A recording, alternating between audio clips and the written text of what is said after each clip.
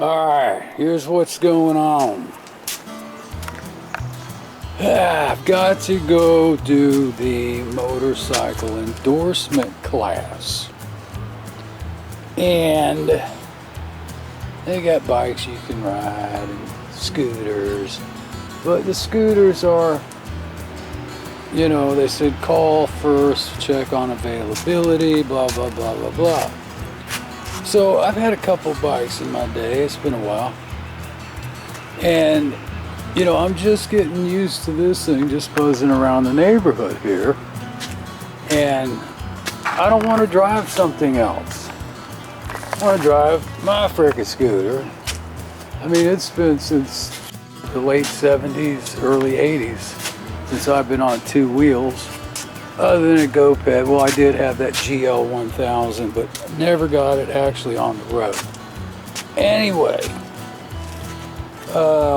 just running this little puppy around, taking a little time to get used to. So I find this motorcycle transport thingamajiggy. They're $129 at Harbor Freight. Was on sale $99. So I found a guy on OfferUp selling this one, 90 bucks firm. So we went back and forth for a couple days. It got late. I couldn't make it over there. Came back the next morning and offered him 80 bucks. He took it. I had to do some modifications to it. Plus, he forgot to put the damn pins that go in here, go across, you know, to fit different tire sizes. So I had to do a few modifications on it for that scooter. And what I did was I took two of these rungs out, if that's what you want to call them, and replaced them with this, I don't know what kind of board that is. I found a sheet of it, 2x4 sheet laying on the side of the road. But it's some type of heavy duty plastic or PVC board. Anyway, what I did with the two that I took out was I measured back from here to here where my rear wheel fits, and from here to here where my front wheel fits. Now before, the way this was set up, the wheels were just going way too deep. In the back I was hitting my kickstand. In the front I was gonna hit the disc brake. So I had to modify this thing. Came out pretty good. Rather than pull the whole thing apart, you know, I took those out, and then to get these in, just buzz this lip off right here with the grinder so I can get them in and slide them into position. And it worked out great. They're riveted it in. And I just went down, picked up some straps, and you know, this whole thing is getting expensive with the scooter. You know, had to buy a helmet, and you need gloves and boots and everything to take the course. So I'm like, well, if I'm going to spend all this money, I'm bringing my own friggin' scooter. So what I'm about to do now is back this van down, pull in kind of sideways here on the driveway, and roll this thing up, see what, you know, how it's going to fit, what it's going to take to strap it down. Bing, bing, boom, dang a dang a dang dang doom. The whole purpose of this is to, you know, see if I can do this by myself, and, you know, get it up there, strap it down without, you know, it falling over and everything. And also, you know, it's going to be nice to have this thing run out to the beach for the weekend, bring the scooter. Anyways, give it a shot. So I'm not level, which is the way I wanted to do it. That way, you know, I have a little bit better angle going up. Won't be as vertical, because I don't know if I can push this thing up there. It's 275 pounds or something like that. So give it a shot. See.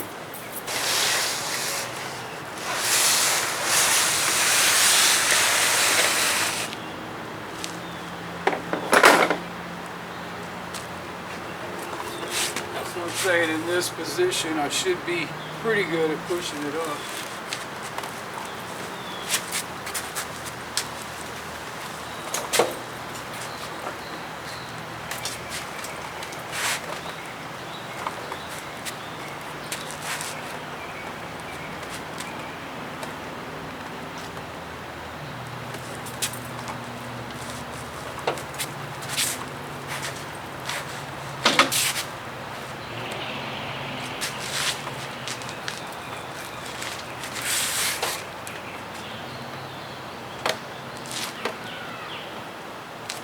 Not too bad. Biggest problem is my shoes are slipping and sliding all over the place.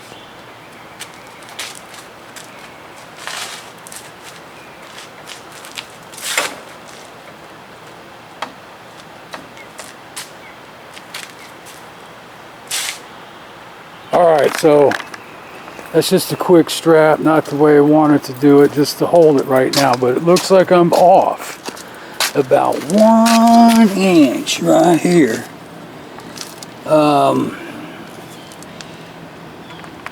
This is the first try, and I was 9.5 between here and on the back.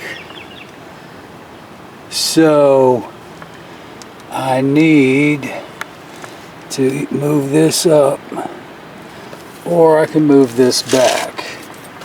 Probably be best just to pull this back, because see, my front wheel's not sitting in there. It's resting on this one. Pull this one back about 1 inch, go a little deeper, which would probably be better anyway. And for this test, I only put 1 rivet on each side, so it'll be a quick drill. Pull those rivets out, move this thing back. And then, I'm going to strap the handlebars. But I just, threw this strap on there to hold this damn thing so it don't fall off while I figure out what the heck I'm doing here. But it was pretty easy, other than my shoes are slipping and sliding all over the place. I don't know why this is so slippery. Probably from just oxidation and stuff, plus the shoes are wore out. Anyway, so that's what I've got to do. You can see back here, I think I'm fitting pretty good. I could have probably went a little bit deeper, but I don't want to go too deep. When I was coming up and the front tire hit this, I had to roll it up out of there. Now, same problem, once I change the front, if I go move that one back to a little deeper, I still got to roll it out. That's where it becomes a bit of a pain in the butt. Not bad. And it, like I said, it's going to be great, man. Run out to the beach or anywhere. And got your scooter, baby. I'm digging this thing too. I'm glad I went for it earlier. I said I was, looking at a bike that needed to be wrenched on a little bit. But this is cool, man. This thing, sweet. Well, try the full inch. Because, looking at it, guesstimating, look pretty close. And it's not that, I don't want this thing dropping too far. I just want it to hit this so it's not turning up here.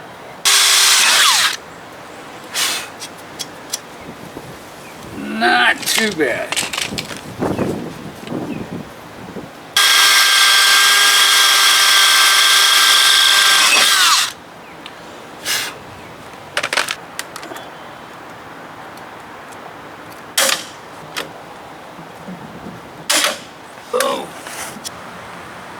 Alright, so this time I'm not going back down there and back in sideways and everything. Just going to roll forward a little bit and come in off the sidewalk here. Just roll up just a little bit, come right in. Voila. Alright, the other reason I'm in a huge hurry is because I haven't eaten all frickin' day.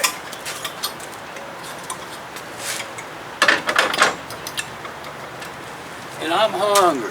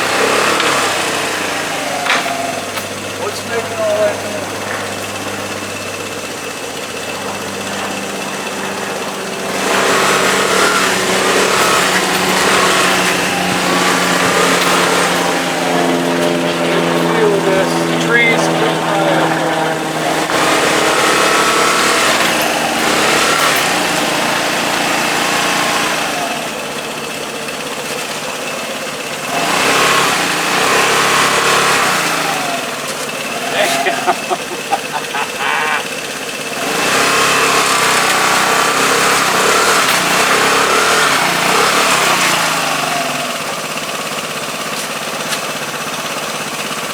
I say, after you do it a few times,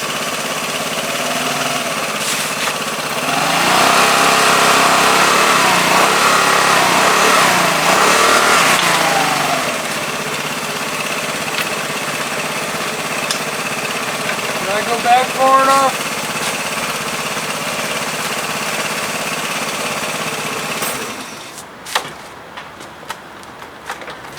No, I'm still not hitting the front. God bless America.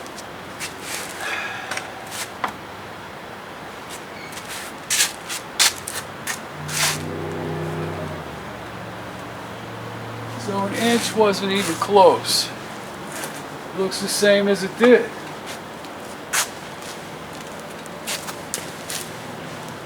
Back looks fine.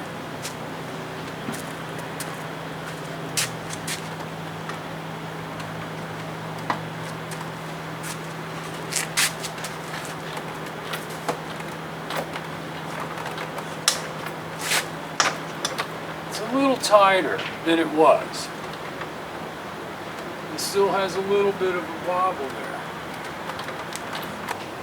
Oh man, I can't believe it. I gotta do it again. And I'll move that tree the next time. Alright, what I did, drilled out these rivets and slid this puppy forward, and I'm going to wedge something in here and get it up in there best I can. That's the only thing that's going to keep this wheel, I think, from turning, because that's what seems to be the problem. The wheel wants to pivot, even though I dropped that back another inch, still wants to pivot. Nothing up here is holding it in position, but that's where it needs to be. Now I can't see, can't move that, turn that wheel. It's a little more stable. Well, how's it going? Oh man, freaking modify it again. You need to make it farther out. No, I had to put it, first I moved this one back an inch. Trying to get it positioned, you mean? Yeah, I had to move. Remember we were at 9.5? Right. Well, once it was dead center. Wasn't enough? Yeah, it really wasn't enough. The back was hitting fine. The front wasn't hitting the up front. Right. It was holding up in the back. I mean, So I moved this one back an inch and still didn't help.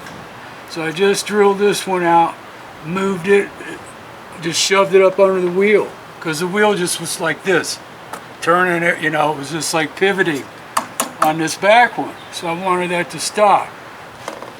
I think it's going to be fine like this. The problem, like I said, I was having was this front wheel. See, I can't turn it now. Before it was just pivoting on the back one. Now that I look at it, it looks like it could be open another 2 inches. No, I had to close the gap. Really? Yeah. All right, so no clue where I left off. Mark got here. Battery on the camera died. And we started doing this thing yesterday. And never at any time did he say, you need something up here to keep your wheels straight. Never. And on his trailer, there's nothing on the trailer to keep the wheels straight. Just tied it down and dragged it over here. Anyway, I took the old pieces. These went on the bottom. I think I mentioned that already. These would normally have gone down here to fit on the dirt bike tire or whatever, mostly dirt bikes. You're not going to get too big a bike on these things. So I took them off, put them on top, and it seemed to work. Then I didn't like the way the clamps were going on because it was nicking my freaking paint on my rims, and the padding that's on there is wearing thin, but it still seemed to want to, you know, something just didn't seem right. So I turned them kind of like this and just gripped them on the tire, and that seemed to work better. Then Mike the mechanic came over to see what was going on, and I had given him this stuff a long time ago, and he goes, oh man, I still got that's what you need, some rubber, you put some rubber stoppers in there, and brought this piece back over. So I cut a couple pieces and threw them in there, and it works great. And they're not glued in or anything. I'll probably get some of that spray adhesive I have and maybe glue them in. The only thing is, when I take this off or open these up, you know, I don't want it too in the way of the back tire coming across. But he said just leave it like that, and when you take it off, just put them in your glove box, and when you put them on, it's not like I'm going to use this thing every day.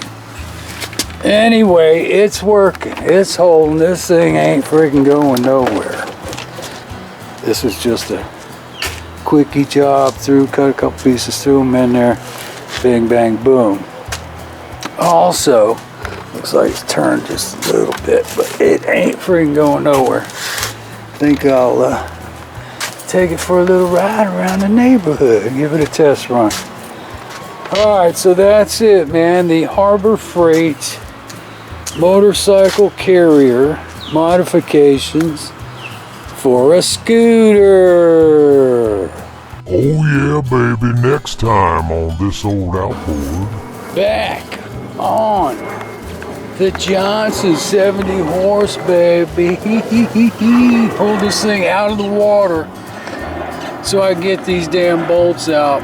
This one should be out far enough. This one's out.